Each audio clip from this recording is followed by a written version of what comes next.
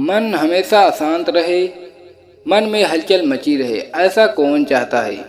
कोई भी नहीं। हर किसी को शांति पसंद है, पर इसे पाना उतना ही मुश्किल है जितना ही हम इसे पाना चाहेंगे। हम उतना ही अशांत होते जाते हैं। महात्मा बुद्ध कहते हैं, आप तब तक उस मार्ग पर नहीं चल सकते जब तक आप खुद वह मार्ग नहीं बन जाते। लोग सवाल पूछते हैं, मेरा मन नहीं लग रहा, मैं क्या करूं?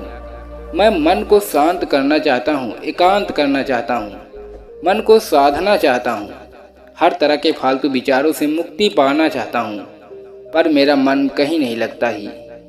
वह हमेशा भटकता रहता है। इस बात को हम इस कहानी के माध्यम से समझने की कोशिश करते हैं। एक गुरु अपने शिष्यों को ध्यान साधना सिखा रहे थे। तभी एक शिष्य ने बोला, हे गुरुदेव, मैं कुछ समझ नहीं पा रहा, क्या मैं आपसे कुछ पूछ सकता हूँ? गुरु ने कहा, बिल्कुल पूछ सकते हो। शिष्य ने कहा, जैसे मैं पानी पीता हूँ तो मेरी प्यास बुझ जाती है, या कोई भी पानी पीता है तो उसकी प्यास बुझ जाती है, तो यह ध्यान के संबंध में ऐसा क्यों नहीं होता?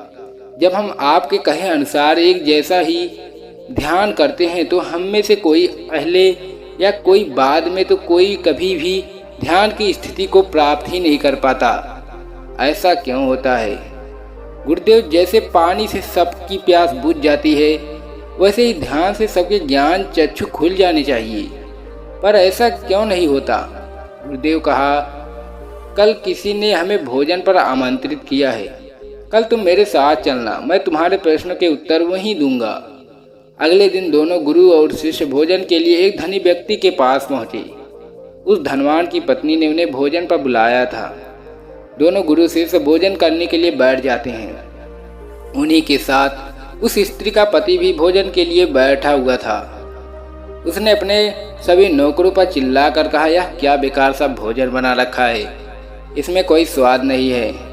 वह धनवान व्यक्ति भोजन की थाली को फेंक कर नौकरों से कहता है, जाओ दोबारा ढंग का खाना बना कर लाओ।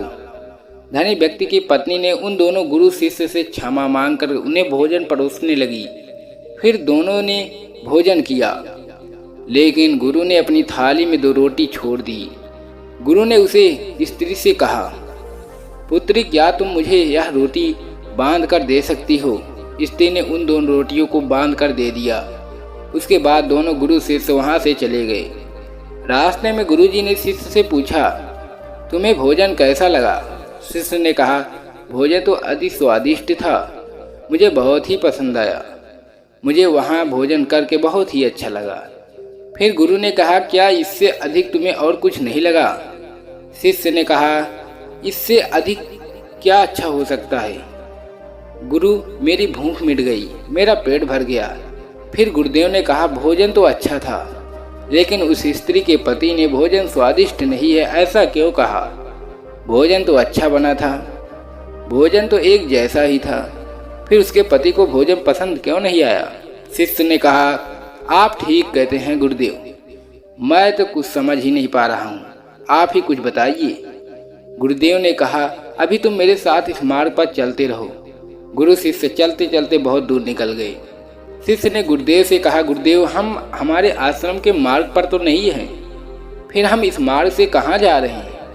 गुरु ने कहा, बस चलते रहो। बहुत दूर चलने के बाद एक फटेहाल व्यक्ति गुरुजी के सामने आया और उनके चरणों में गिर पड़ा और बोला, हे परमात्मा, मेरी मदद करो, मैं 3 दिन से भूखा हूँ, मैंने कुछ भी नहीं खाया, आप कृपया करके मुझे कुछ खाने को दें। गुरुदेव ने उस व्यक्ति को एक पेड़ के नीचे बैठाया और उन 2 रोटियों को निकाल कर दे दिया जो उस महिला ने उन्हें बांध कर दिया था। रोटियों को देखते ही उस गरीब व्यक्ति की आंखों में चमक आ गई। उसने तुरंत उन रोटियों को खा लिया। खाते समय उस व्यक्ति की आंखों में आंसू निकल रहे थे।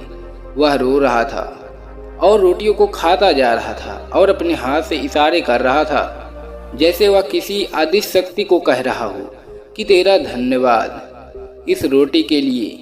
खाने के बाद उसने गुरुजी को प्रणाम किया और धन्यवाद कहा। गुरुजी ने उस व्यक्ति से पूछा कि भोजन का स्वाद कैसा था? उसने कहा, स्वाद तो कहीं था ही नहीं, उन रोटियों में केवल जीवन था। परमात्मा, ये रोटियां नहीं थी गुरुदेव, ये साक्षात जीवन था। ये बातें कहकर वह व्यक्ति वहां से चला गया। गुरु ने शिष्य से कहा, देखो, भोजन वही था, एक व्यक्ति को उसमें स्वाद नहीं आता और तुम्हें उसमें स्वाद आया। तुम्हें भोजन पसंद आता है, लेकिन वहीं एक व्यक्ति को भोजन में स्वाद नहीं आता, बल्कि वह इसमें ईश्वर, परमेश्वर और जीवन को देख लेता है। इसी से पता चलता है कि व्यक्ति और भोजन की तृप्ति में भी अंतर है। पहले व्यक्ति की इसमें कोई तृप्ति नहीं होती, तुम्हें थोड़ी तृप्ति होती है, और इस फतियाल व्यक्ति को आनंद तृप्ति होती है। ऐसा ही ध्यान के संबंध में भी होता है। जिसको जितना प्यास होती है वह उतना ही जल्दी मार्ग बना लेता है। उस शिष्य के जिज्ञासा का समाधान हो चुका था, उसके प्रश्नों का उत्तर उसे मिल गया था, लेकिन प्रश्न का उत्तर हमें अभी नहीं मिला। प्रश्न यह था कि हमारा मन क्यों नहीं लगता। दोस्तों, जो लग जाए वह मन नहीं है। मन का स्वभाव ही है भागना। जब हमारे पास कोई चीज़ अत्यधिक होती है तो हमारा मन उससे भागने लगता है, जैसे उस धनी व्यक्ति का मन जो उस भोजन से भाग रहा था, जो उसके लिए आम बात थी। लेकिन जब कोई चीज़ हमारे पास सीमित मात्रा में होती है और हमें मिल भी जाती है, तब हमारा मन उससे जुड़ा भी रहता है। जब हम उस चीज़ की अहमियत अपने जीवन में थोड़ी बहुत रखते हैं, जैसे उस शिष्य का मन उस भोजन से थोड़ा बहुत जुड़ा हुआ था, तो उसने उस भोजन के बाद स्वाद को भी जाना।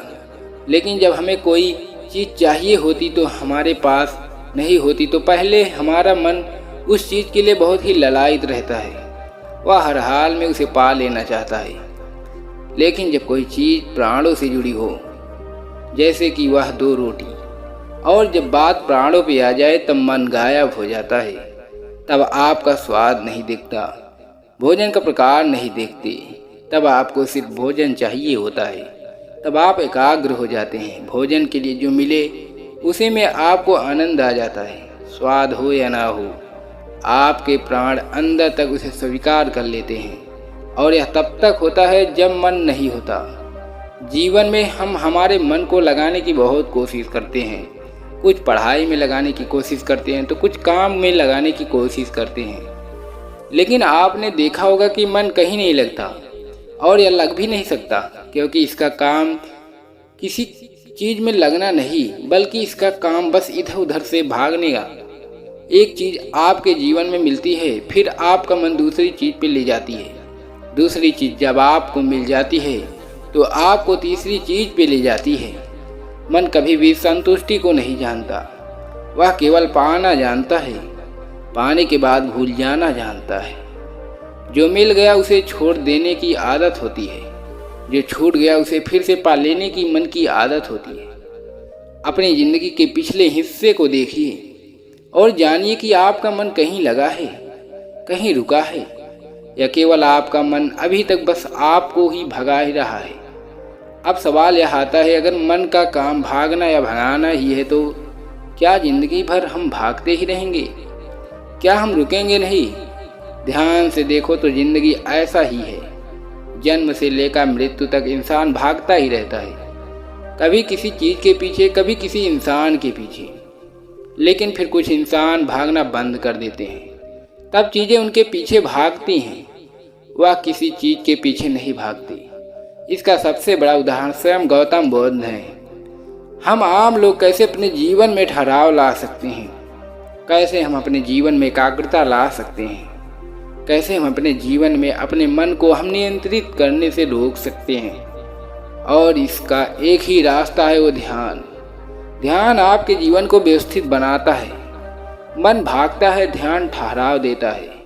मन लालच देता है, ध्यान लालच को रोकने की शक्ति देता है। मन कहता है दूसरी चीज को पकड़ लो, ध्यान कहता है जो मिला है उसी में खुश रहो। जीवन में ध्यान एकाग्रता लाता है, लेकिन ध्यान को लेकर भी हम भ्रमित रहते हैं। ध्यान का मतलब आंख बंद करके बैठ जाना नहीं होता।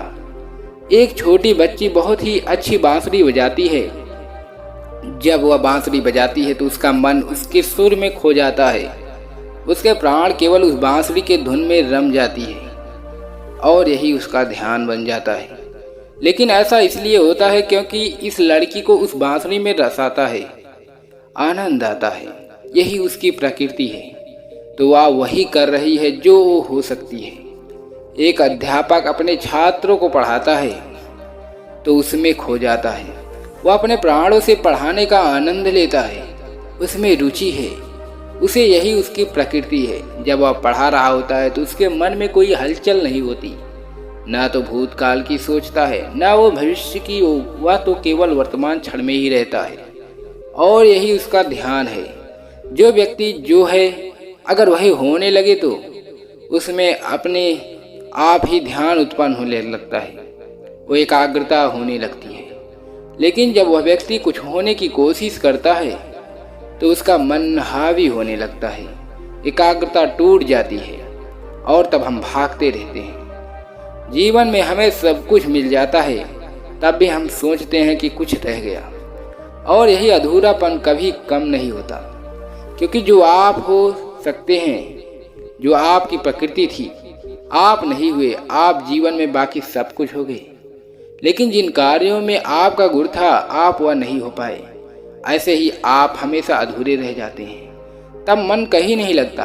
मन की प्रकृति ही लगने की नहीं है, और जो लगता है वो एकाग्रता है और ध्यान है। और जहाँ आपको एकाग्रता मिल जाए, समझ लेना वही आपके लिए बना है, जिस पर चलकर आप संपूर्ण हो सकते हैं।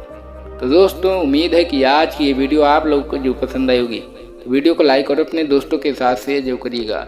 और हमें ऐसे ही सपोर्ट करने के लिए चैनल को सब्सक्राइब और घंटी बटन को जो दबा दीजिएगा। तो चलिए मिलते हैं ऐसी किसी और वीडियो में, तब तक के लिए अपना ख्याल रखें। धन्यवाद।